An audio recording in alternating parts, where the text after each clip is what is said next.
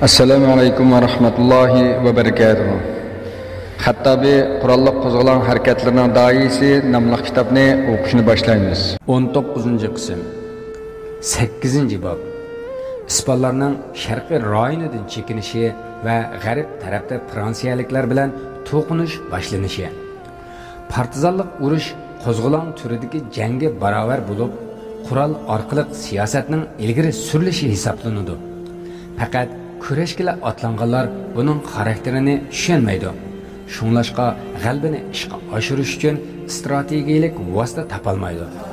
Ammo bu rahbarlar tushunganida bo'lsa, sharoit qanday bo'lishidan qat'iy nazar hargiz ziyon tortmaydi. Chunki qo'zg'olon janglari faqat g'alba sabablari to'liq tepilganida ondan qo'zg'aladi. Robert Tayber. 1. Sharqiy rayonda ispanlarni chekindirish janglari. Biz tadqiqotimizning avval qaboblarida ispanlarning sharqda mag'lub bo'lish janglarining Xattabining Meliliyani fatih qilmaslik qarori sababli to'xtab qolganligini so'zlagan edik.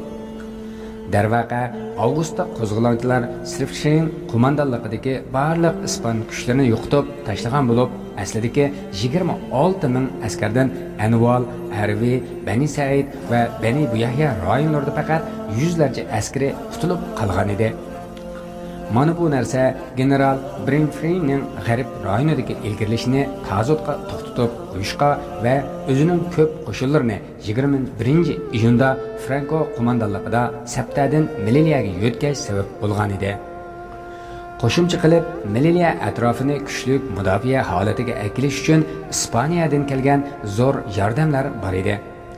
Ba'zi manbalarda kelishicha, ispanlar 1921-yil oxirlarida Xattabi qo'zg'olonini yo'qotish uchun to'plagan askarlarning soni 150 mingga yetgan bo'lib, bularning ko'pinchisi 1921-yil avgust va sentabr oylarida Meliliyaga o'rinlashgan edi.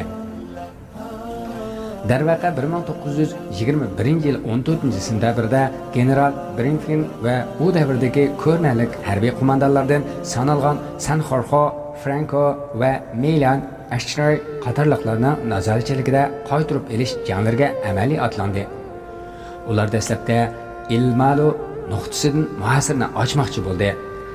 Ilmalo Meliliyaga yaqin Darhamitdagi mustahkam bir qo'rg'on bo'lib, haqiqatda 15-sentabr ispan qo'shinlarining bir batalyoni muhasirni ochadi.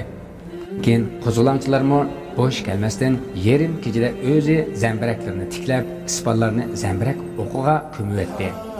Bu uningda guruh boshlig'i Sestron bar bo'lgan qo'shinning butunlay tarmar bo'lishiga sabab bo'lgan edi.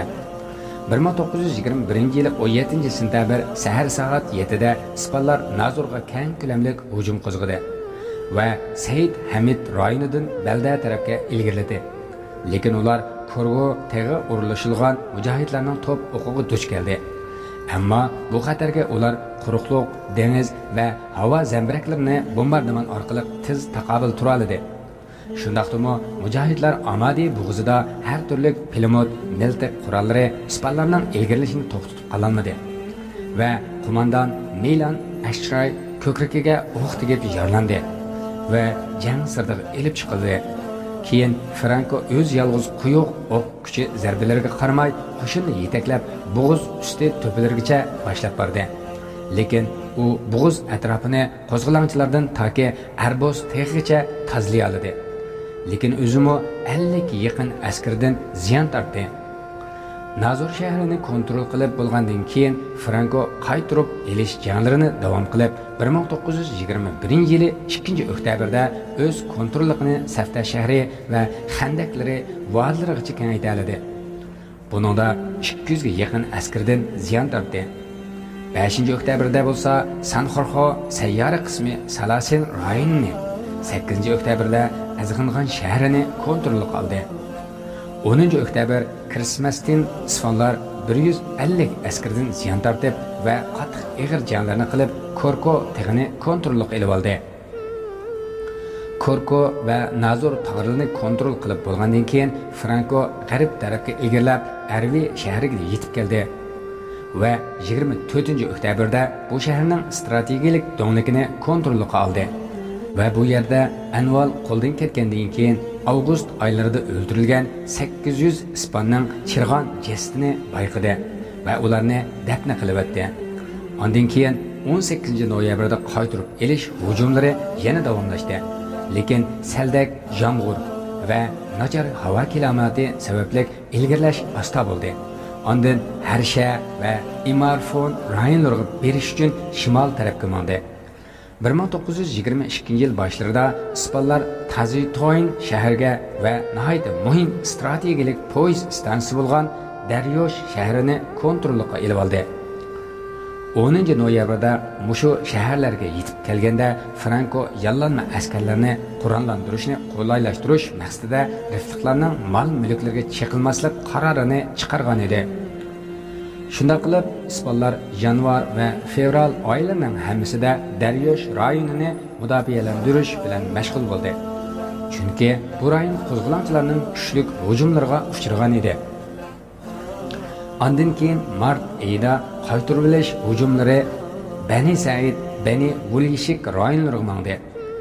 14 martda ispanlar Shinyarin tifliq ispan tankisidan oltini va FT Oyatda S tifliq tankidan oltini tunji qatib Ruf jangiga qatnashtirdi.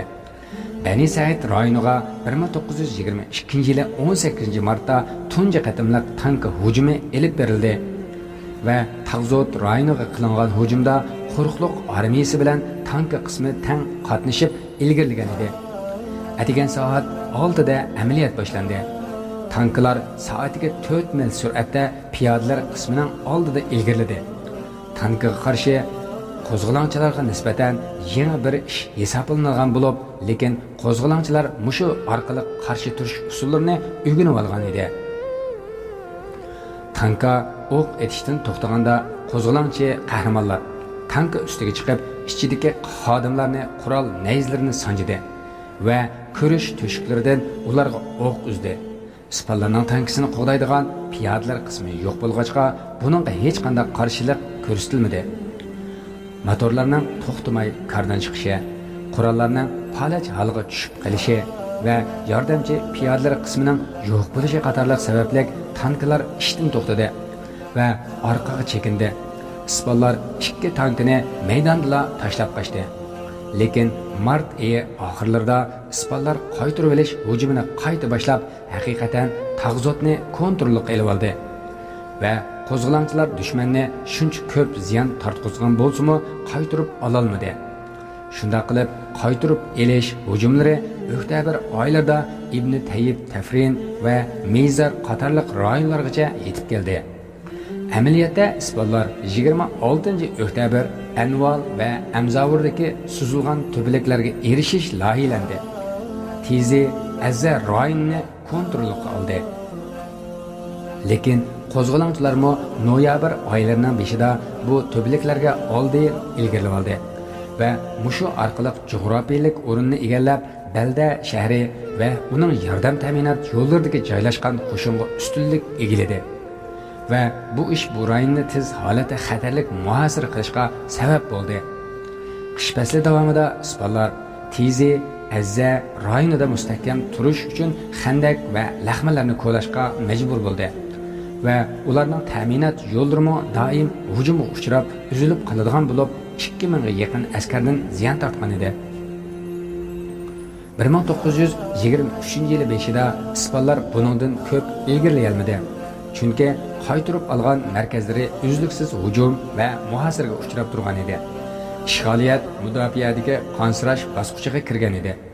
Qo'zg'olonchilarmi 1921-yildan 1923-yilgacha ispanlar besib olgan rayonlarni qaytarib olishga ko'p qatim uringan, lekin muvaffaqiyat bo'lolmagan edi. Vaziyat ikkala tarafda yarim strategik tampon holatida davomlashdi. Ispanlar Tizi Azzadan faqat 1925-yili Fransiya bilan hamkorlik hujum boshlaganda halqib o'talgan edi. Keyingi boblarda buni tafsili so'zlaymiz. Tilga elishga loyiqki, Xattobiyning nazari 1923-yildan boshlab G'arb Tetuan Shipshavun tarafga tikilgan edi. tashabbuskorlik bilan g'alaba qilish uchun Xattabiy ispanlarni tadrijiy holda jo'grafiyalik tabiiyati qurilmasini o'zi puxta elib bora oladigan askariy amaliyotlarga nihoyat bab keladigan g'arb tarafga so'rab kirishni iroda qildi. Shu vajidan Sharq rayonida askariy amaliyotlar asla uzilib qolmagan edi. Tuvanda 1923 yili iyundan 1925 yili dekabrgacha elib berilgan amaliyotlar ko'rsatildi. Birinchi 1923 yili 5 iyunda ispanlar Tizi Azadin muhasirni ochmoqchi bo'lishdi va 200 dan ortiq askardan ziyon tortdi. Ikkinchi 1923 yili sentabrda qo'zg'olonchilar sharqiy oldingi safdagi 76 nuqtaning 70 ga hujum uyushtirdi. Hujum 28 kun davomlashdi. Uchinchi 1923 yili oktyabr oylarida rifliqlar aslidagi 76 nuqtaning 38 ga hujum qildi va bu hujum 23 kun davomlashdi. To'rtinchi 1924 yil dekabrdan 1925 yili yanvargacha Sharqiy rayonda hech qanday askariy amaliyotlar yuz bermadi. Chunki Xattabiy bu vaqtda janubda Fransiyaliklar bilan tutishib va g'arbda Lokos va Shavun rayonlarini ozod qilish bilan oldirash edi. 5.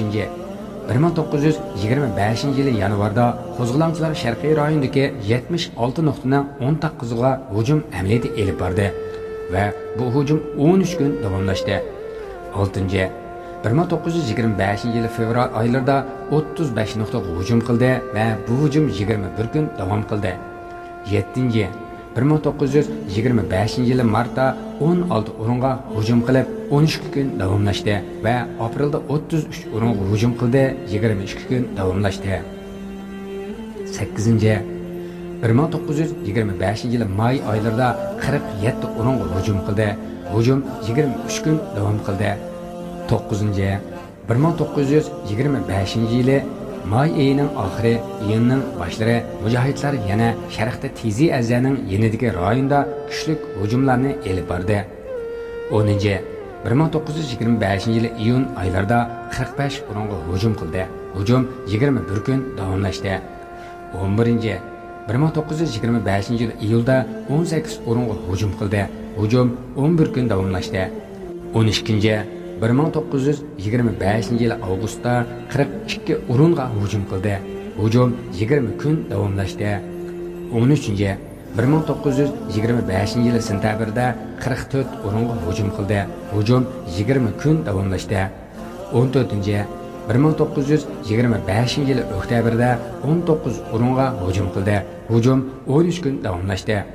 Noyabrda 13 o'ringa zarba berdi va hujum 10 kun davomlashdi. 15. 1926 yili dekabr oylarida 16 o'ringa hujum qildi.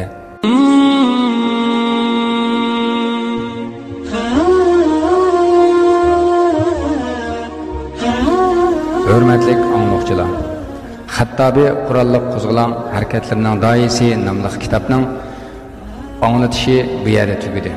Kelar qatim ko'rishguncha Allohga omonat. Assalomu alaykum va rahmatullohi va barakatuh.